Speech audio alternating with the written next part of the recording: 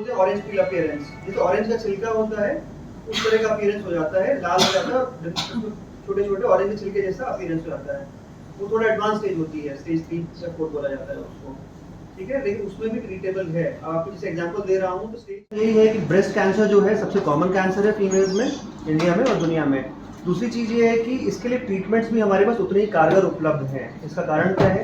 Problem statement बड़ी है, problem बड़ी है, इसीलिए दुनिया में जितनी रिसर्च कैंसर की दुनिया में हो रही है ऐसे ही है। उसके अलावा रेडिएशन थेरेपी में बहुत सारे एडवांसमेंट्स आए हैं, ठीक है। इससे ये होता है कि अर्ली स्टेज में अगर डिटेक्ट हो रहा है तो बीमारी क्योर हो सकती है।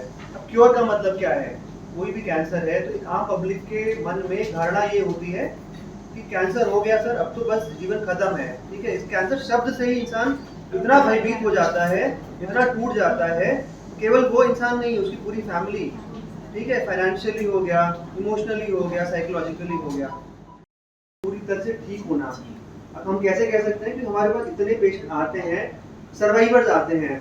पिछले हफ्ते हमारे पास एक लेडी आई है, देहरादून की है, ब्रेस्ट कैंसर का ट्रीटमेंट हुआ था। आप सोच भी नहीं सकते कितने साल पहले ट्रीटमेंट हुआ था। कोई गेस करेगा कितने साल पहले हुआ होगा ट्रीटमेंट?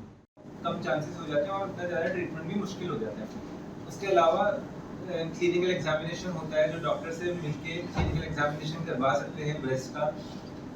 और उसके अलावा खुद से भी जो महिला है खुद से भी अपना एग्जामिन कर सकती है, एक मिरर के सामने खड़े होकर अलग अलग पोजीशंस में अपनी ब्रेस्ट की और ये आर्मपिट का अंडर आर्म को पैल्पेट करके अपने हाथों से फील करके, कोई गांठ तो नहीं है वहाँ पर। तो यूजुअली ये हर महिलाओं को अपने आप से भी करना चाहिए।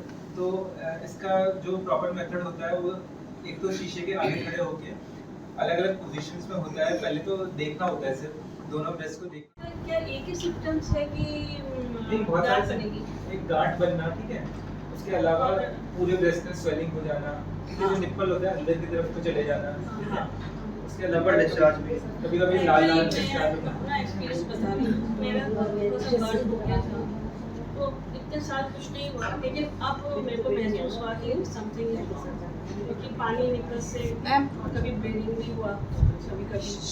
तो मैंने मैक्स में ट्राई किया, मेमोग्राफी भी हुई, सारे टेस्ट हुए मेरे, ब्लड का भी सैंपल लेके उन्होंने 12 जो वो होती है ग्लास की प्लेट्स होती है उससे उन्होंने करा, सब कुछ करा, बट उसमें मेरा कुछ भी नहीं निकला। तो मिसेस डॉक्टर पटनायक है, उन्होंने भाई जो मेडिसिन वगैरह दी, तो ऐसा कुछ नहीं है, बट मुझे हमेशा मतलब टेंशन रहती है कि ठीक है। आपका मेमोग्राम हुआ था तो आपको ना हर साल में एक बार मेमोग्राम करवाना चाहिए स्कोर के बेस पर। अगर तो उसमें एक स्कोर लिखा आता है, तो वो स्कोर देख के डिसाइड करते हैं कि हमें कितने टाइम बाद मेमोग्राम कराना चाहिए। 7 जनवरी में किया था, तो अभी मतलब एक साल, 1.5 साल। तो आपको बताया होगा कि कब करवाना है? नहीं, उन्होंने कुछ नहीं बोला, उन्होंने कहा कुछ ऐसा वो नहीं है, आपका बर्न हो गया था शायद, उसी वजह से ये सब कुछ हो रहा है। तो लेकिन कभी कभी घबराहट सी हो जाती है, क्योंकि पानी निकलता है, गंदा सा पानी हो जाता है कभी कभी ना, तो कुछ भी लगने लगती है ना, तब खुद निकालना पड़ता है पानी। तो उसका मतलब वो व्हाट इज दैट? वो जो ना डक्ट्स होती है अंदर ना, डक्ट में कई बार ना स्वेलिंग आ जाती है, ठीक है, डक्ट एक्टीजिया बोलते हैं उसको। तो वो कैंसर नहीं होता है, डक्ट एक्टीजिया होती है, उसमें कुछ थोड़ा बहुत इन्फेक्शन हो जाता है, इन्फ्लेमेशन सूजन आ जाती है, तो उसके लिए होता है। उसमें अगर एंटीबायोटिक ले लें कुछ और एक आध दवाइयाँ होती हैं, उसका कुछ 5-7 दिन का कोर्स ले लें तो सबसाइड हो जाता है, ठीक हो जाता है। ओके, तो मतलब मुझे दोबारा मेमोग्राफी करानी चाहिए या देखिए, नहीं? 40 साल की उम्र की बात है, अगर लेडीज को मेंटल साल में एक बार करवाना चाहिए। जिनका एक स्कोरिंग होती है पायलट, जिनका बॉर्डर लाइन का है, तो हम 6 महीने में एक बार नोटिस करेंगे, बट 40 साल के बाद लेडीज को करवाएंगे। वो विषय जैसे और कैंसर होते हैं ना, जैसे कुछ खाने से या जैसे धूम्रपान वगैरह इन सब से होते हैं, तो ये जो है कुछ खाने से भी होता है, और ये गांठ क्यों होती है? देखिए, गांठ क्यों होती है, कुछ रिस्क फैक्टर्स होते हैं जिनकी वजह से है ना, पर ज़रूरी नहीं है कि रिस्क फैक्टर्स जिनमें हो उन्हीं में हो, ठीक है। ये इस टाइप से मान लीजिए कि जो गाड़ी चला रहा है, हेलमेट पहना हुआ है जिसने, है ना, तो और जिसने नहीं पहना हो, तो जिसने पहना हुआ है उसका एक्सीडेंट हो जाए, उसकी जान भी जा सकती है। और हो सकता है जिसने हेलमेट नहीं पहना हो वो बच जाए, बट ज़्यादा चांसेस हैं जिसने हेलमेट पहना हुआ है वो बच जाएगा।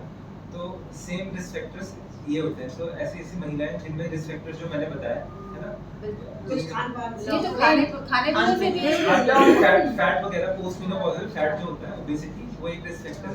तो खान पीन में कोई जो फैटी फूड होता है, ज़्यादा तला हुआ खाना, ये ज़्यादा कार्बोहाइड्रेट्स, ये सब चीज़ें लेना है।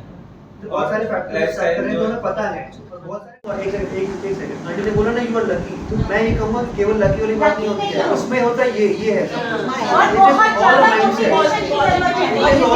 पॉजिटिविटी के साथ साथ पेशेंट को पता है कि उसे कैंसर है, लेकिन पेशेंट को हमने, मेरा जो पहले शब्द थे, मैं बात इसलिए कर पा रही हूँ कि जब मुझे पता चला कि उनको कैंसर है, डॉक्टर आदित्य गुप्ता ने उनकी सर्जरी करी थी वेदांता में, तो मेरे पहले सेंटेंस जो था अपने हस्बैंड के पास आके, मरना हम सबको है एक दिन, लेकिन इस कैंसर से तो मैं तुम्हें कभी नहीं मरने दूंगा। ये पॉजिटिविटी ये लेके चली हूँ मैं। आया तो उन्होंने बोला कि मैमोग्राफी कराओ, तो वो कराई, वो तो ठीक आई। फिर उन्होंने कहा देखने के बाद कि दोबारा एक बार और करेंगे, तो उन्होंने दोबारा फिर करी, तो वो कह रहे बिल्कुल ठीक है कुछ नहीं। लेकिन फिर कई बार ऐसे लगता है मुझे कि नॉर्मल आ गया तो घबराने वाली बात नहीं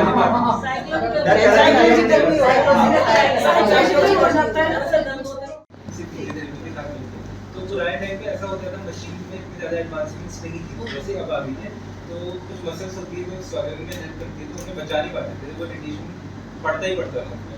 बट आज के टाइम में ऐसी मशीन आ गई है जिनमें उनमें जो रेडिएशन की डोज होती है कम से कम कर सकते थे। तो फिर भी ऐसा नहीं होता कि सब पेशेंट को बचा पाए, तो काफी पेशेंट ठीक हो जाता है इस तरह से। ज़्यादा वीक हो रहे हैं क्योंकि खाने का दिल है, पूरा नहीं खा पा रहे, तो वीकनेस तो आएगी ना सर, बस दैट इज ऑल। तो फिजियोथेरेपिस्ट मैक्स में ही है अब, मैक्स में ओके